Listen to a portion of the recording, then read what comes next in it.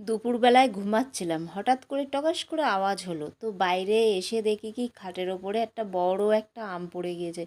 তা আমটা পড়ে যাওয়াতে দেখে খুব মনটা খারাপ হয়ে গেলো যে আমটা পড়ে গেল, এত বড় আমটা।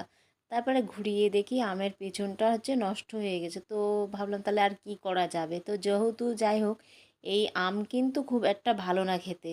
কাঁচা তো মোটেই খাওয়া যায় না, চাটনি করলেও ভালো হয় না। চাটনিতে সেই আম শক্ত থাকে, বিচ্ছিরি আম। আর পাকলে হালকা পাতলা মিষ্টি।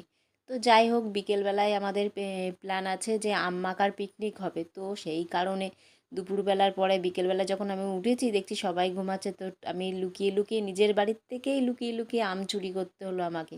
বাড়ির থেকে বকা দেবে যে আম পাড়ছি। তো নদীর ঘাটের দিকে যে আম গাছটা আছে সেই আম গাছ থেকে 3টে আম পেড়ে নিলাম। আর ওই একটা দিয়ে 4টে আম।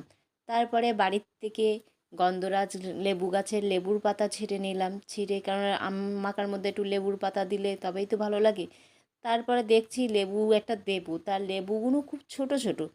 লেবু আর কি বড় হয়নি লেবু। যাই হোক, লেবু নিলাম না, লেবু বাদ দিয়ে লেবুর পাতা নিয়ে নিলাম। তারপরে ঘরে এসে দেখি কাঁচা লঙ্কা নেই। তো ছাদে যখন কাঁচা লঙ্কা আছে, তো ছাদের থেকেই কাঁচা লঙ্কা 3-4টে ছিঁড়ে নিলাম। তো কাঁচা লঙ্কা ছিঁড়ে নিয়ে লেবুর পাতা নিয়ে গুছিয়ে আম গুছিয়ে নিয়ে তারপরে বিকেলবেলা আমি একটু রেডি সেডি হয়ে চলে গেলাম দুষ্টুর বাড়ি। দুষ্টু বলতে চিনতেই পারছো, এই যে অর্চনা, আমার বাড়ির সামনেই। আমার আর কি, এটা বান্ধবী বলতে পারি না, এটা আমার যা হয়। আর ওইটা দেখছো সোমা, ও হচ্ছে বান্ধবী। তো তারপরে দেখো এখানে আম নিয়ে ও আম দেখি বলে এত বড় আম, আমটা কিন্তু দেখাচ্ছে। আর ওর বর বলছে এটা তো ন্যাংড়াই আম। তো যাই হোক, আম আমরা কেটে দেখো কি সুন্দর করে কাটতে বসে গেলাম। আম কেটে নিয়ে তারপরে সুন্দর করে মাখানোর জন্য বসে গিয়েছি। তারপরে দেখো এখানে এত মশা, তোমাদেরকে কি বলবো, প্রচণ্ড মশা। তারপরে চলে এসছে এখানে দুষ্টু নিয়ে কামান নিয়ে। ওকে দুষ্টুকে কামান বলছি, যে মশা তাড়ানোর মেশিন তুমি।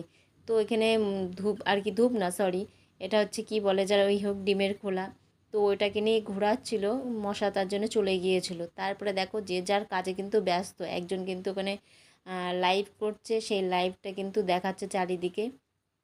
তারপরে যাই হোক, ও ওর মতন কাজ করছে, আমি কিন্তু আমার মতন কাজ করছি।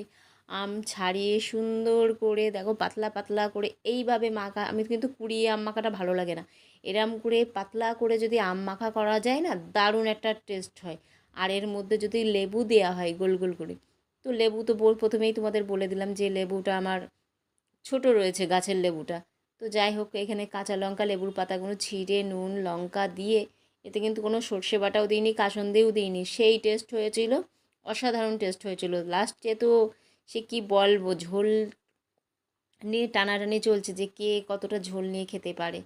তো যাই হোক, আমরা আর খুব মজা করলাম সবাই মিলে। তারপরে একটু ভিডিও, একটু রিলস বানিয়ে নিলাম। তারপরে এই দেখো, এইটা কিন্তু আমার একটা পাশের বাড়ি নতুন এসেছে, এই বোনটাও কিন্তু চলে আসলো। তো খুব, যাই হোক, খুব মজাদার হলো। এখানে সুন্দর করে আমাদের আমের পিকনিক হয়ে গেল।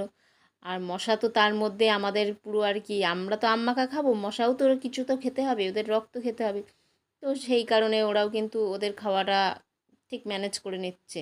তো আমি একটু টেস্ট করে দেখলাম যে আম মাখাটা ঠিকঠাক হয়েছে কি না। তা দেখলাম হ্যাঁ, পুরোপুরি ঠিকঠাক আছে। তারপরে দেখো আমরা লাস্টে দেখো দুজনে মিলে ঝোল নিয়ে টানা হেঁচড়া চলছে যে কে কাকে দেবে। এবার দুষ্টু পাশে বলছে আমাকেও একটু দাও। নাও, ও রাগ করে খাইয়েই দিল, নাও নাও তুমিও খাও।